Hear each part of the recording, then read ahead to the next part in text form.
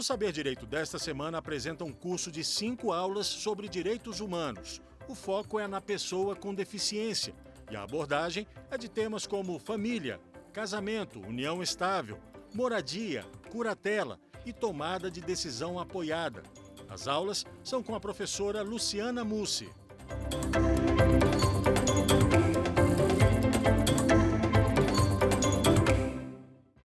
Olá, eu sou a Luciana Mussi e estou neste quarto encontro dando continuidade às reflexões sobre a relação entre direito e deficiência.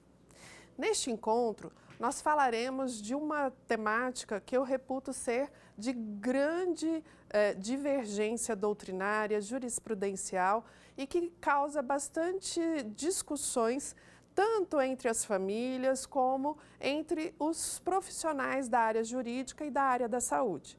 Neste nosso quarto encontro, nós falaremos sobre curatela e tomada de decisão apoiada.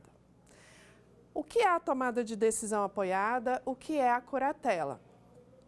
Na legislação civil brasileira, antes da internalização da Convenção e da promulgação da Lei Brasileira de Inclusão das Pessoas com Deficiência, o Código Civil tratava do que nós chamávamos de interdição de pessoas incapazes e relativamente incapazes.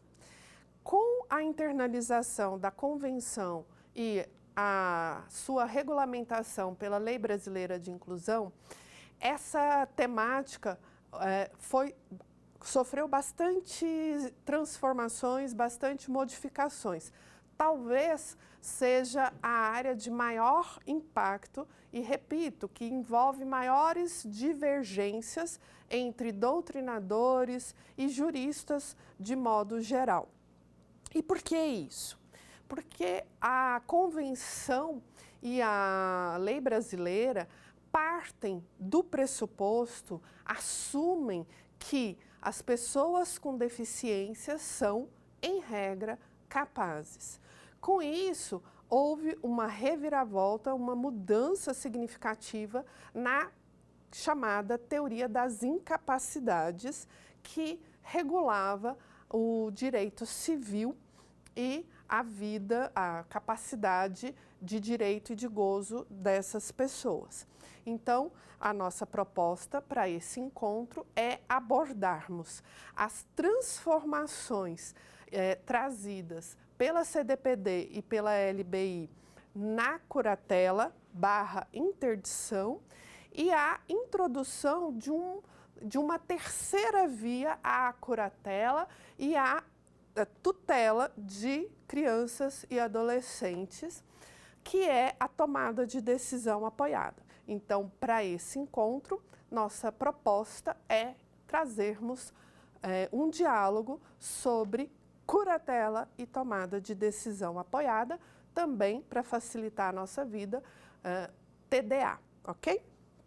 Bom, a curatela ou a interdição, elas são consideradas medidas de proteção, de assistência às pessoas com deficiência ou às pessoas incapazes, mas que envolvem uma substituição na vontade dessas pessoas.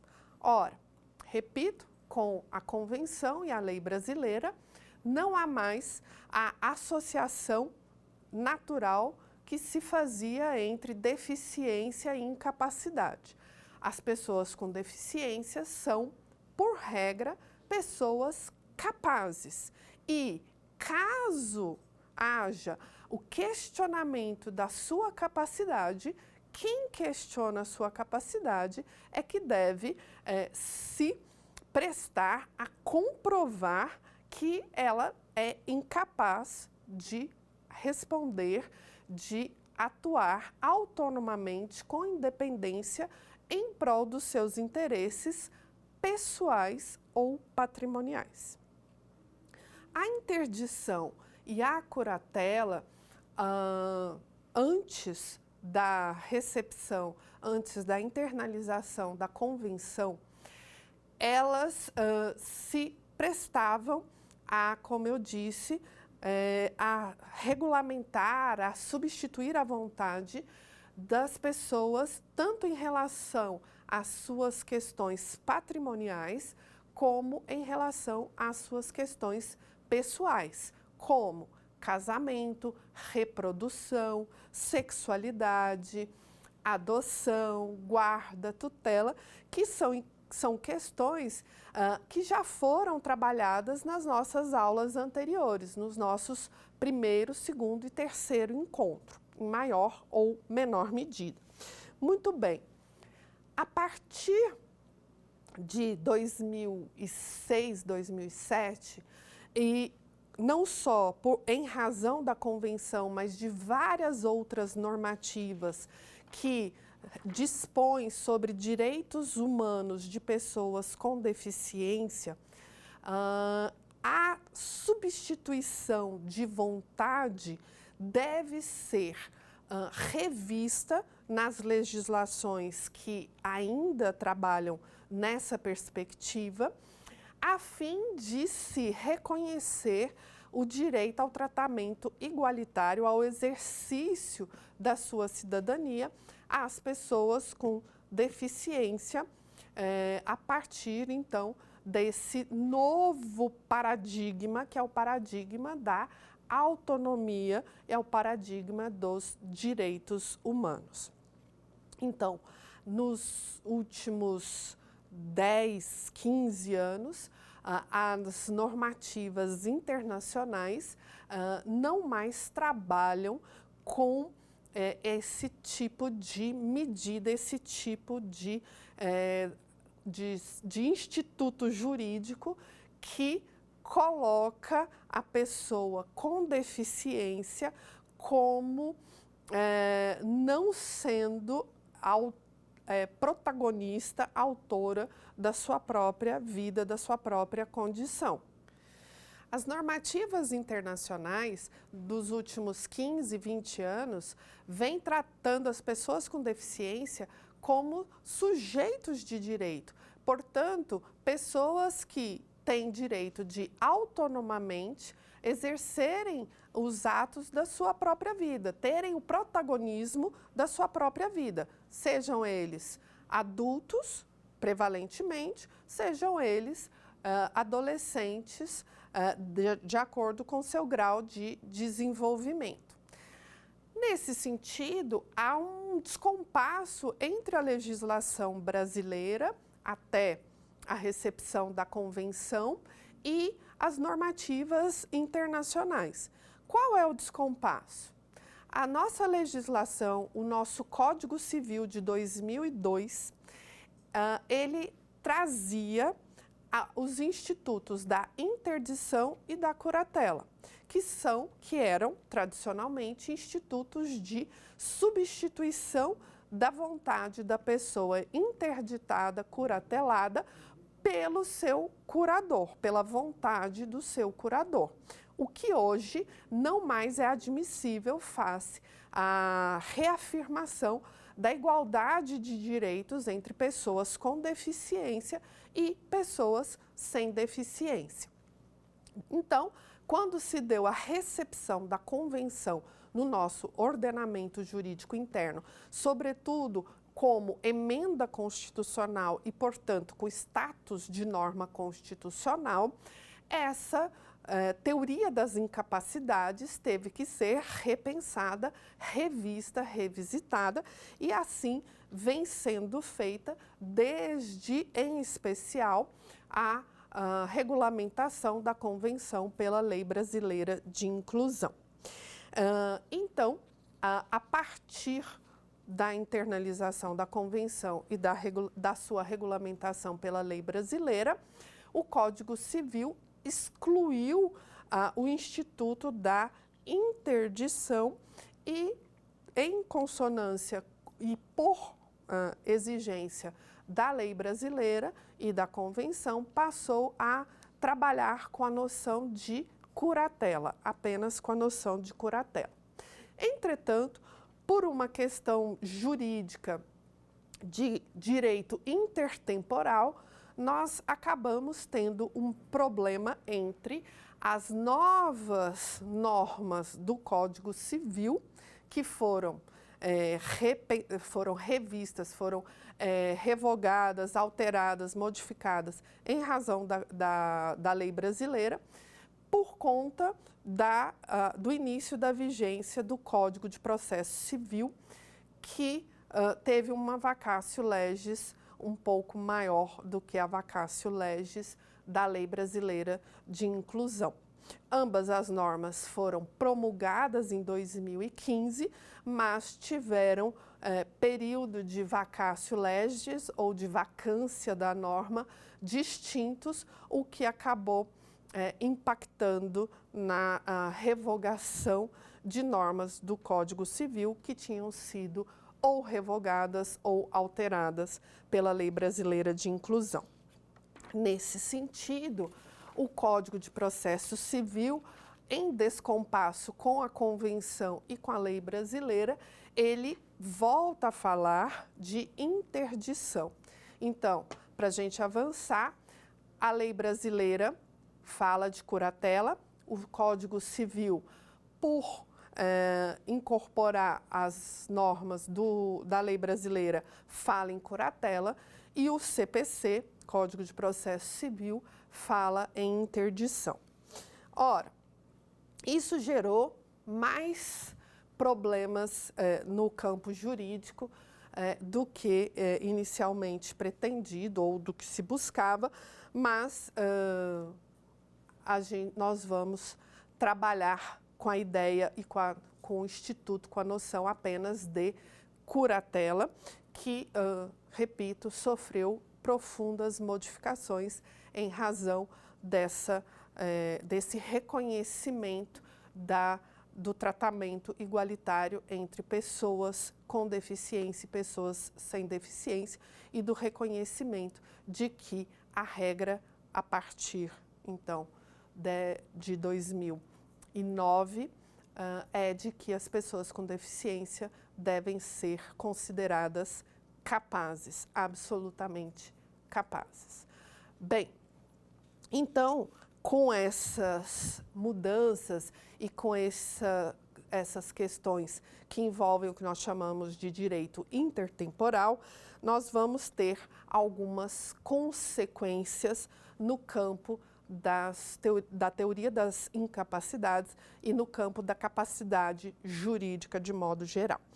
Então, uma primeira consequência, como eu já disse, é de que a regra passa a ser o reconhecimento da capacidade das pessoas com deficiência, e quem alegar a sua incapacidade, se esse indivíduo for maior de idade, é que deve demonstrar que ele não é capaz, ok? Uma segunda consequência da regulamentação da Convenção pela Lei Brasileira de Inclusão é a de que todos os fatos existenciais, pessoais, relativos à vida da pessoa com deficiência, não mais se submetem à curatela. A curatela, então, passa ela se restringe, ela se limita a questões negociais e ou patrimoniais. Isso gera alguns dissensos, mas a regra é que curatela envolve apenas e tão somente questões negociais e patrimoniais.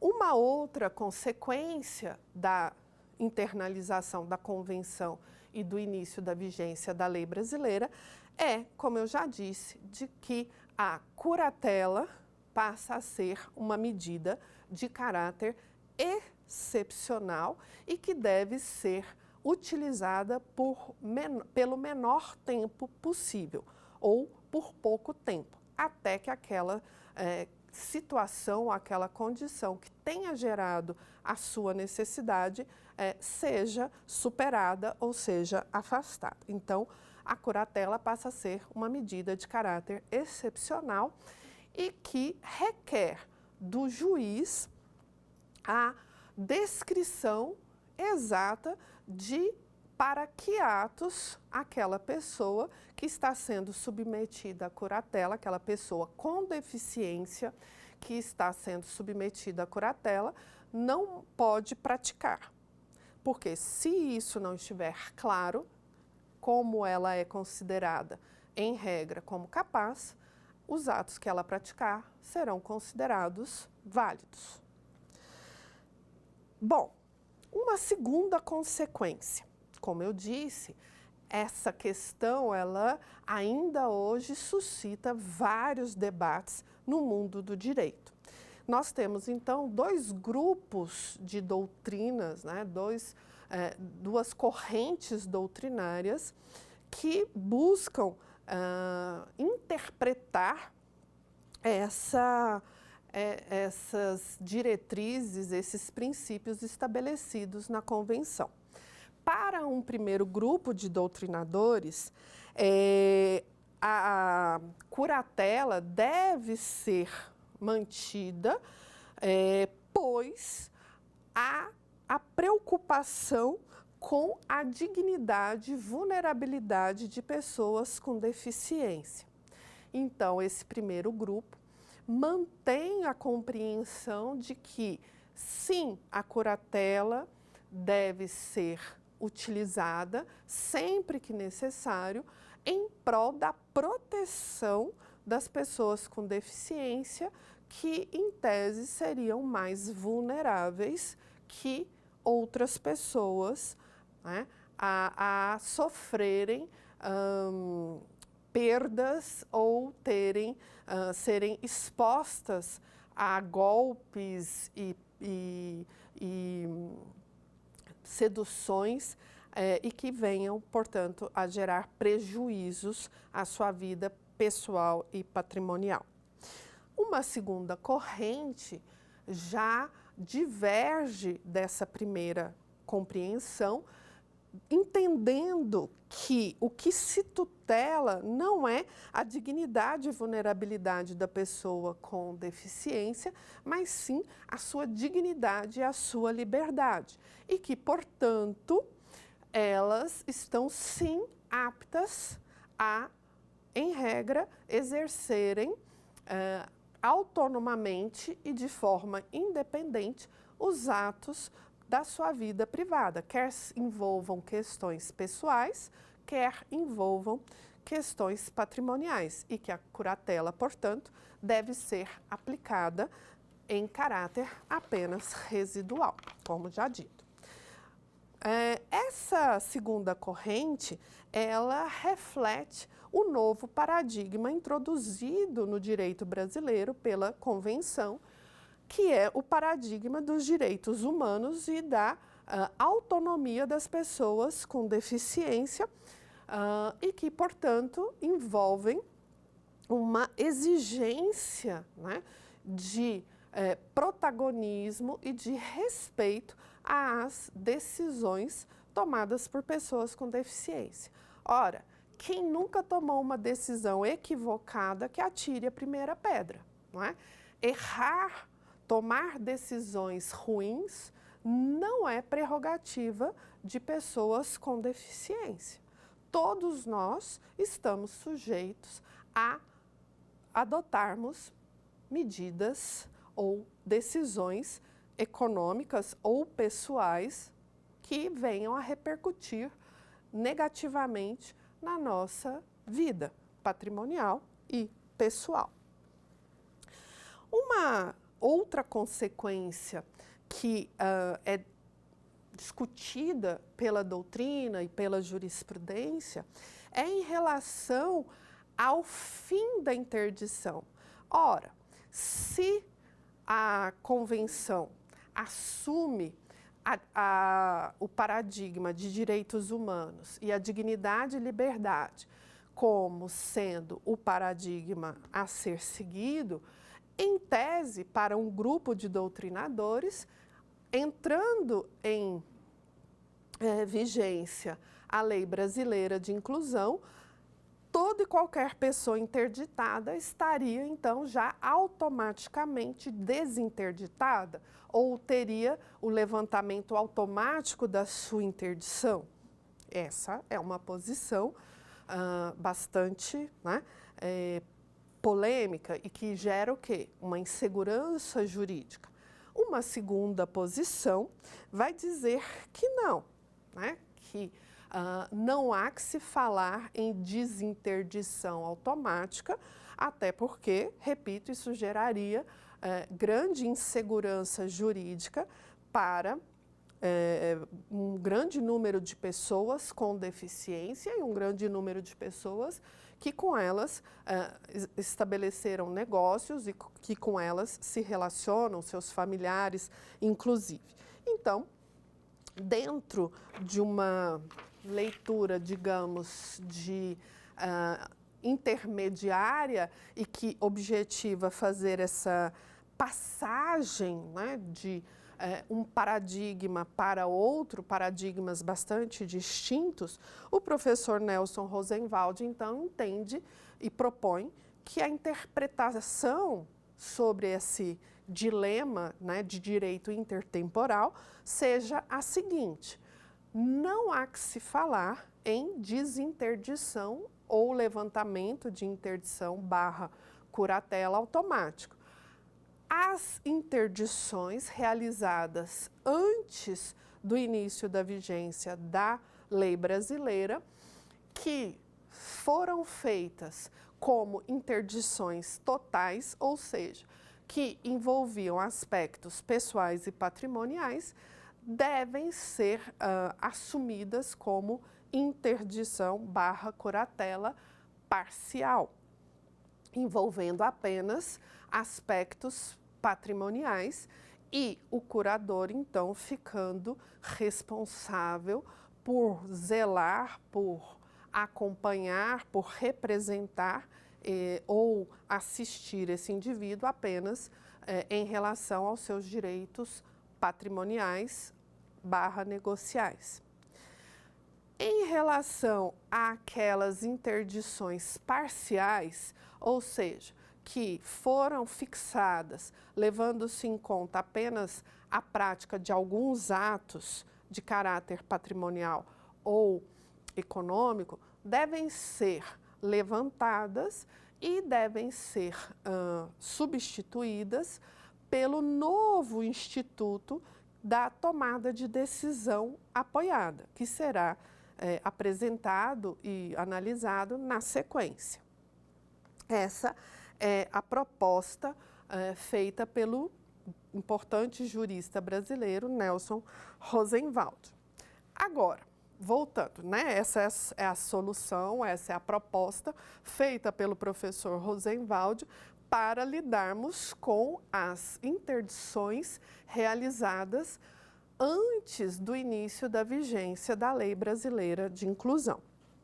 Entretanto, atualmente, dado o caráter residual e excepcional da curatela, não mais, né, cabe falar em interdição total ou parcial.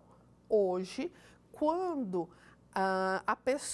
quando se verifica que efetivamente não há outra medida a ser tomada a não ser a decretação da curatela daquela pessoa com deficiência, o juiz, como eu já mencionei anteriormente, ele deverá descrever quais são os atos, quais são as práticas que envolvem questões financeiras, patrimoniais, negociais, como compra e venda, aluguel, ou compra ou venda, cessão de direitos, dentre outros. Quais dentre esses atos poderão ou não ser praticados pelo indivíduo? Isso tem que estar na sentença dada pelo juiz. Como eu disse, então, a curatela é uma medida assistencial que objetiva proteger a pessoa com deficiência ou o idoso, né, o idoso que tenha também alguma deficiência, como Alzheimer, algum tipo de demência, né, que ele venha a desenvolver e que, em razão dessa demência, ele não mais consiga atuar em nome próprio, em nome dos seus próprios interesses. Então, dar-se-á essa medida assistencial, o chamado Instituto da Curatela. Mas esse instituto, repito, que só deve ser usado, realizado judicialmente em caráter excepcional, ele deve visar a proteção da pessoa com deficiência, do idoso com deficiência, jamais dos familiares e jamais da própria sociedade. Essa é uma ressalva importante, porque não raro nós verificamos famílias e profissionais buscando o poder judiciário para pedirem a curatela de pessoas com deficiência para proteger os familiares. A curatela, então, não é meio hábil à proteção nem da sociedade e nem da família. Existem outros mecanismos jurídicos aptos a realizarem essa proteção, se necessário, porque a curatela, como eu disse e repito, ela objetiva proteger os direitos patrimoniais, os direitos e os interesses da pessoa com deficiência. Mas, enquanto medida excepcional, ela poderá ser requerida, ela poderá ser realizada e existem aqueles legitimados ativos, ou seja, existem aquelas pessoas que poderão requerer junto ao judiciário essa medida assistencial. Quem são, então, as pessoas físicas ou jurídicas que podem, uma vez identificando que não há outra alternativa a não ser pedir a curatela da pessoa com deficiência, quem poderá fazê-lo? Quem tem legitimidade para fazê-lo? Em primeiro lugar, o cônjuge ou o companheiro ou a companheira. A inclusão dos companheiros ou dos conviventes, daquelas pessoas que vivem em união estável, é uma novidade introduzida recentemente. Ainda podem requerer a curatela da pessoa com deficiência que seja maior de idade, né? Porque se eu tenho uma pessoa menor de idade, eu não tenho o pedido de curatela, eu tenho o pedido de tutela, né? Que foi trabalhado na terceira aula. Então, quem pode pedir a curatela da pessoa com deficiência? O cônjuge ou o convivente, os parentes ou tutores, filhos, filhas, né? Uma novidade, representante da entidade em que se encontra abrigada aquela pessoa. Então, pode ser que a pessoa com deficiência encontre-se institucionalizado, portanto, os vínculos familiares e sociais não mais subsistem, foram fragilizados ou efetivamente rompidos. Então, o administrador daquele abrigo, daquela instituição, poderá requerer a curatela da pessoa com deficiência, eventualmente. O Ministério Público, em caráter residual, se o cônjuge, companheiro, convivente ou filho seja incapaz, tenha menos de 16 anos ou esteja impossibilitado de fazer essa solicitação.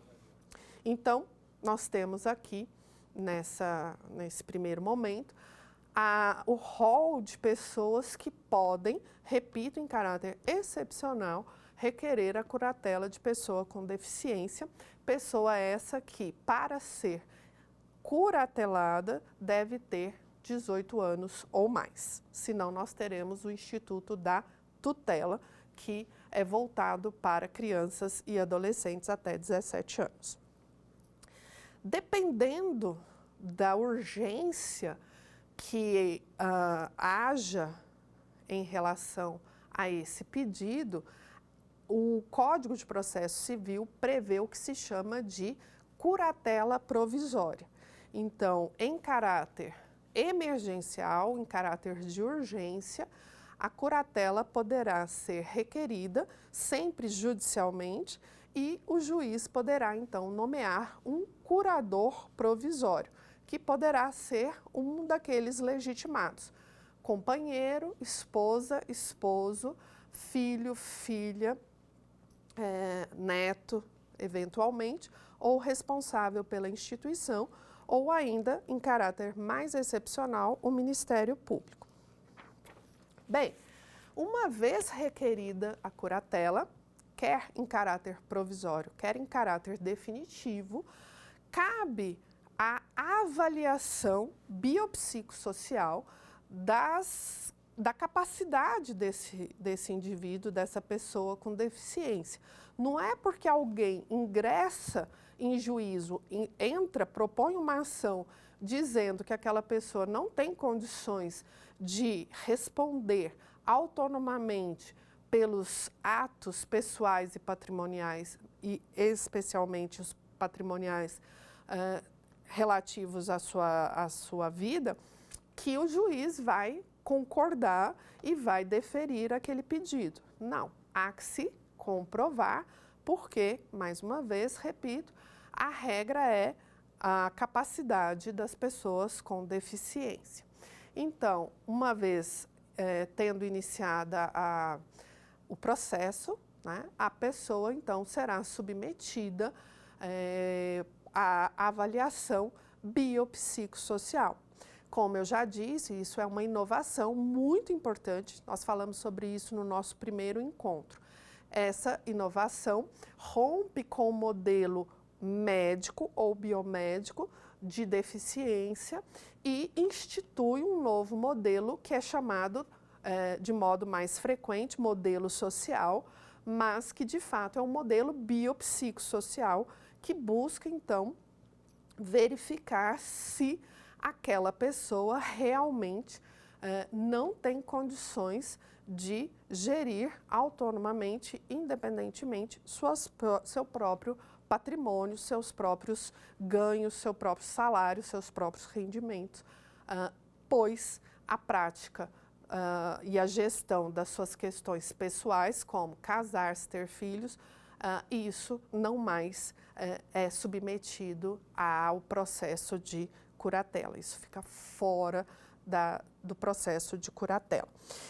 Então, como eu disse, se por intermédio da avaliação biopsicossocial feita por profissionais da saúde, por assistente social, psicólogo, médico, preferencialmente, pelo menos por 2 profissionais de diferentes campos do conhecimento, uma vez verificada a necessidade da curatela, o juiz, então, deve dizer quais são exatamente os atos para os quais, os atos que não poderão ser praticados por si, pela pessoa com deficiência. Outra medida que deve ser adotada pelo juízo responsável pelo processo de curatela é a consideração da opinião da pessoa a ser curatelada quanto ao curador que administrará o seu patrimônio, os seus rendimentos, né? Se para adotar tem que ter afinidade, né? Se para ser guardião tem que ter afinidade, para ser curador também não basta ter um parentesco, tem que se comprovar que há uma boa relação, que há uma relação de afeto, há uma relação de confiança entre o indivíduo que está assumindo a curatela, que é prevalentemente e preferencialmente um familiar, e que entre ele e o a pessoa com deficiência que se encontra neste processo, há um diálogo, há um respeito, há uma confiança. E o juiz, então, deve ouvir a pessoa que esteja sendo submetida à curatela em relação a essa maior ou menor afinidade com o candidato a curador. Por quê? Porque também não é porque a minha esposa, o meu esposo, meu filho entrou com pedido de curatela, é que ele automaticamente será nomeado meu curador provisório ou definitivo. Por isso, a relevância e a exigência de se ouvir e de se levar em conta a vontade da pessoa que está passando pelo processo de curatela e, sobretudo, o real vínculo e afinidade existente entre curador e curatelado. Uma outra inovação introduzida no Instituto da Curatela é a possibilidade de que ela seja compartilhada. Tal como se faz na guarda compartilhada de crianças entre genitores, também na curatela há a previsão de se compartilhar essa responsabilidade entre pai e filho, entre dois irmãos, entre esposa e filho, enfim. Há a possibilidade, então, de se ter a curatela compartilhada, a fim de que duas pessoas têm já decisões que estabeleceu a curatela compartilhada entre 3 pessoas, os genitores do indivíduo, da pessoa com deficiência, e um irmão dessa pessoa com deficiência. Então, uma curatela compartilhada entre 3 pessoas, mas a regra estabelece que tenha apenas, pelo menos, um curador, mas abre a possibilidade de se repartir essa responsabilidade entre 2 pessoas e, como eu já disse, já vimos decisão do Tribunal de São Paulo dizendo ou autorizando o compartilhamento da curatela por 3 pessoas que, então, responderiam igualmente pelas questões patrimoniais e negociais da pessoa com deficiência ali submetida à curatela. Então, essa é uma inovação que foi trazida para esse instituto. Uma outra inovação também, menos falada, é a curatela fracionada.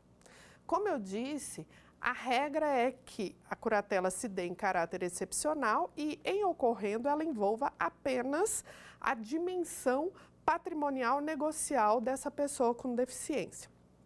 Entretanto, a critério do juízo, essa curatela pode, excepcionalmente, se estender à dimensão pessoal da vida da pessoa com deficiência. Então, a título ilustrativo, eu posso cuidar dos aspectos negociais, patrimoniais, e o outro curador que exercerá o que nós estamos chamando de curatela fracionada, porque ele vai cuidar de uma dimensão, saúde, enquanto o outro vai cuidar apenas e tão somente da dimensão patrimonial.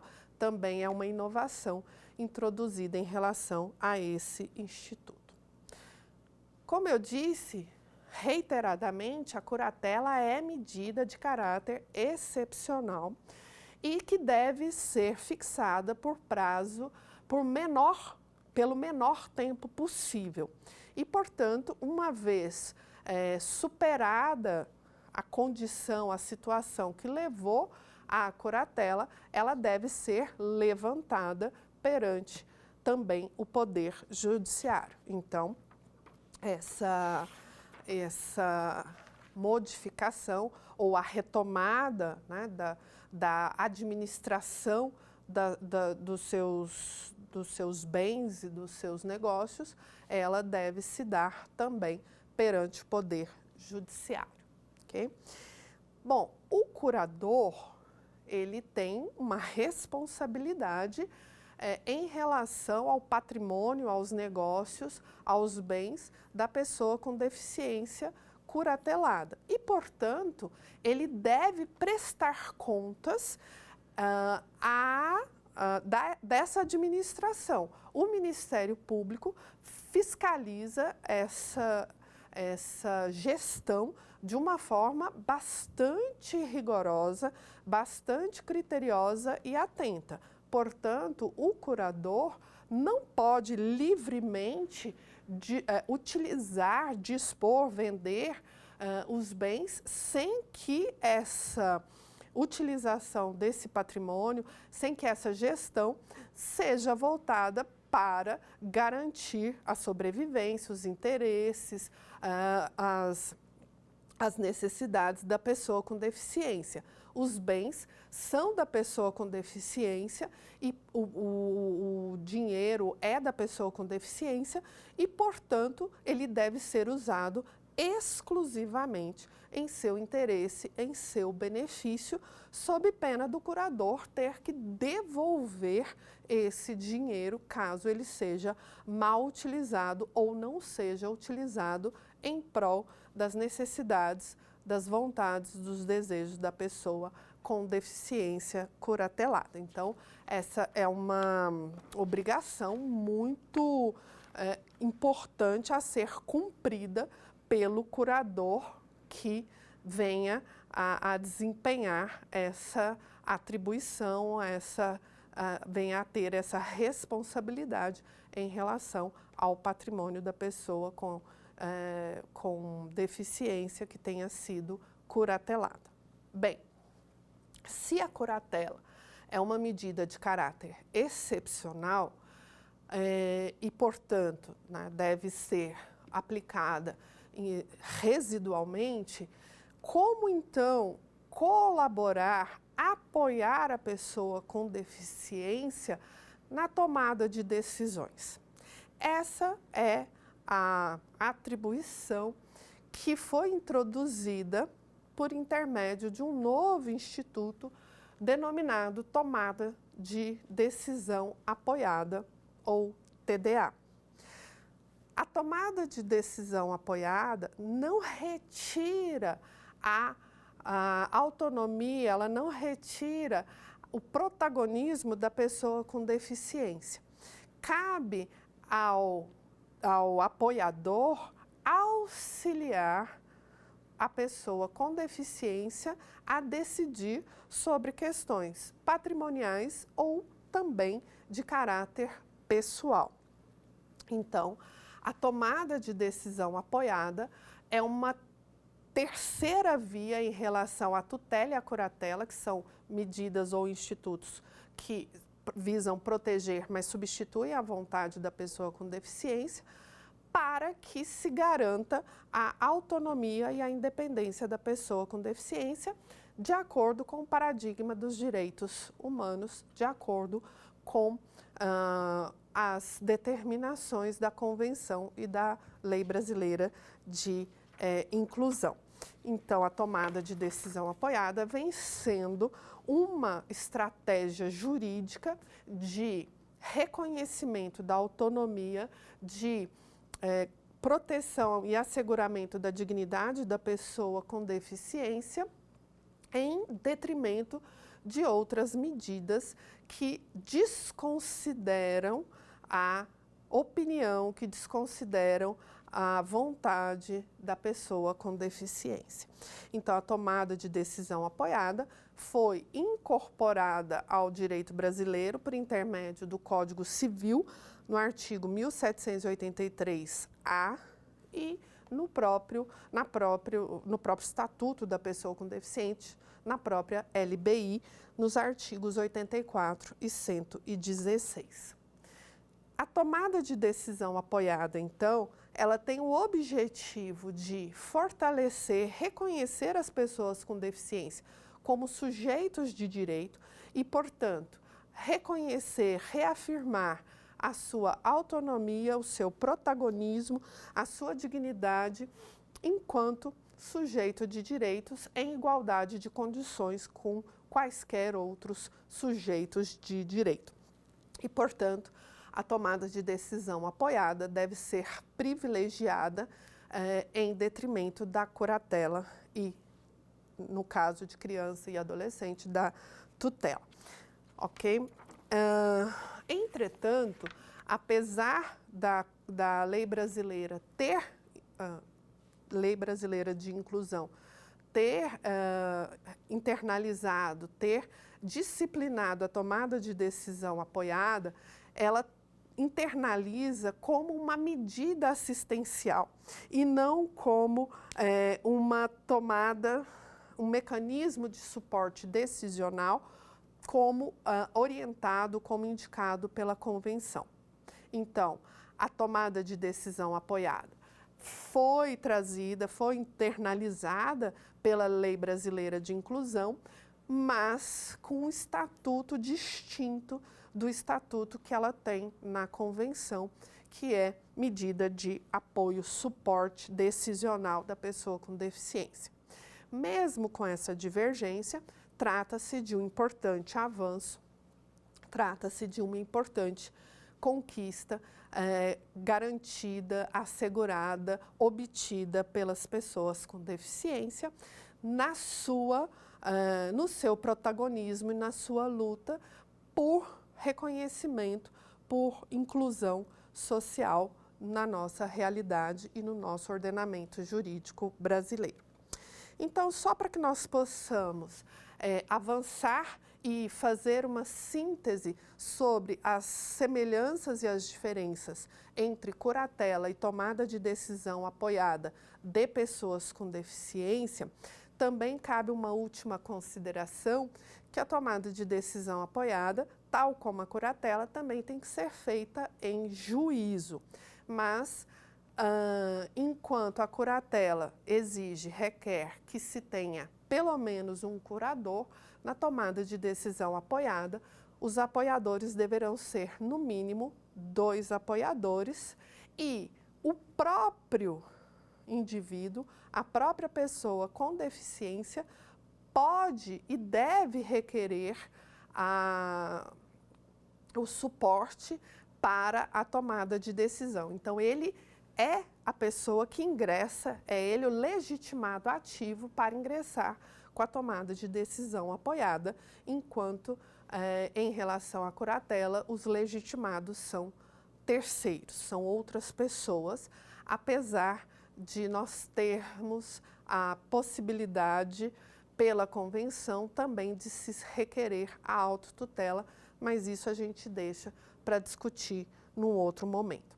Então, para que nós possamos caminhar para o encerramento dessa quarta aula, desse quarto encontro, eu fiz um quadro comparativo entre curatela e tomada de decisão apoiada. Nesse quadro comparativo, eu trago as semelhanças e as diferenças entre ambos os institutos, que, como eu disse, a curatela sofreu uma grande modificação e a tomada de decisão apoiada é uma inovação que ainda é desconhecida por muitas pessoas e, por isso, é importante que nós façamos uma discussão sobre os seus aspectos positivos, sobre as suas contribuições para o reconhecimento da dignidade e da autonomia das pessoas com deficiência.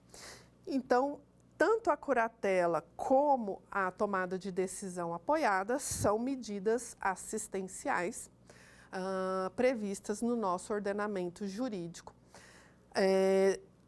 Ambas devem ser propostas junto ao Poder Judiciário e já temos 2 semelhanças entre os 2 institutos, mas, como eu disse, a curatela é proposta preferencialmente, prevalentemente, por parentes, por familiares da pessoa com deficiência, e já a tomada de decisão apoiada, ela envolve pessoas que sejam da confiança e de mais proximidade da pessoa com deficiência, o que é uma diferença bastante significativa. Nem todo mundo tem afinidade com seus familiares ou parentes. Portanto, o apoiador não há a exigência de que o apoiador seja um familiar. Ele pode ser um familiar? Pode, mas é uma possibilidade e não uma obrigatoriedade. Então, cabe à pessoa com deficiência escolher quem o apoiará, pelo menos 2 pessoas que o apoiarão na tomada de decisão apoiada, o que é um respeito, né, e uma observância do paradigma de direitos humanos e de autonomia das pessoas com deficiência. Como eu já disse, temos que ter pelo menos um curador, podemos ter uma curatela fragmentada ou uma curatela compartilhada, mas a obrigatoriedade é de que tenha pelo menos um curador. Já no caso da tomada de decisão apoiada, pelo menos 2 apoiadores. E por fim, como eu já disse em vários outros momentos, os curadores ou o curador, ele substitui a vontade da pessoa com deficiência. Claro que é desejável, né, que haja um diálogo e que a pessoa com deficiência seja ouvida e a sua vontade também seja levada em consideração pelo curador. Mas ele substitui, ele atua em nome da pessoa. Já o apoiador, ele simplesmente dá suporte, ele simplesmente auxilia, mas a decisão final, boa ou ruim, é da pessoa com deficiência, como toda e qualquer pessoa também tem que se responsabilizar pelas consequências, pelos efeitos, pelos impactos das suas decisões, independentemente de ter ou não deficiência. Então, essas são diferenças importantes a serem levadas em conta. Uma outra diferença importante entre os 2 institutos é que a curatela tem que ser estabelecida, fixada pelo menor tempo possível. Já a tomada de decisão apoiada, como ela é uma iniciativa da própria pessoa com deficiência, ela vai perdurar enquanto a pessoa com deficiência assim o desejar. Os apoiadores podem ser alterados, os apoiadores podem pedir para deixar de exercerem essa atribuição, mas tudo isso, em ocorrendo, deverá se dar em juízo. Ambas as medidas, ambos os institutos, são judicializados. Bom, basicamente, eram essas as considerações que eu tinha para fazer sobre o Instituto da Curatela e sobre este novo instituto que é a tomada de decisão apoiada. Eu agora gostaria de convidar vocês para que nós possamos fazer o nosso quiz sobre curatela e tomada de decisão apoiada. Vamos lá?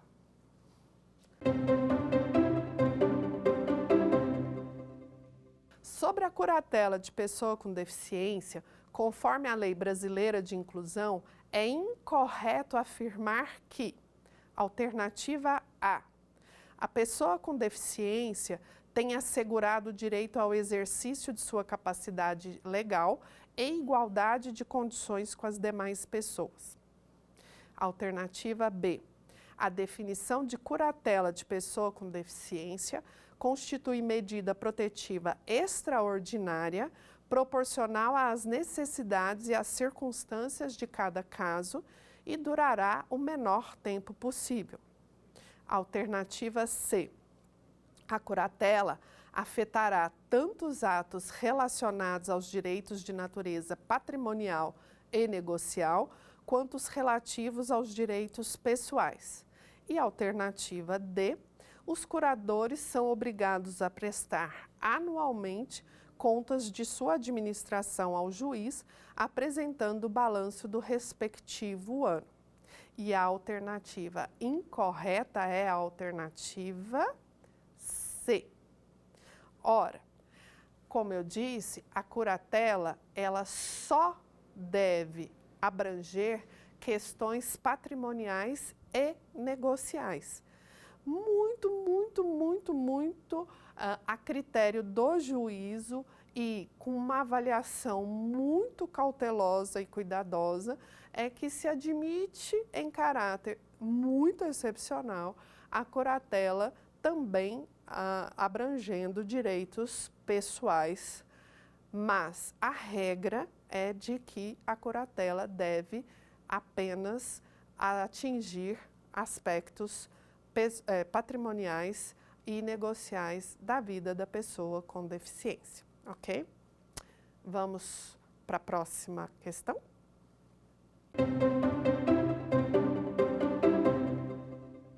Sobre a tomada de decisão apoiada, a TDA, que é uma inovação introduzida no nosso ordenamento jurídico brasileiro a partir da Convenção sobre os Direitos da Pessoa com Deficiência, é incorreto afirmar que ela deve ser registrada em cartório?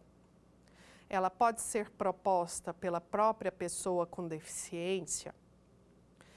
Os apoiadores podem ser quaisquer pessoa idônea que tenha vínculo e goze da confiança da pessoa com deficiência? E letra D, os apoiadores auxiliam a pessoa com deficiência a tomar suas próprias decisões, respeitando sua vontade e suas preferências. Qual é a alternativa incorreta?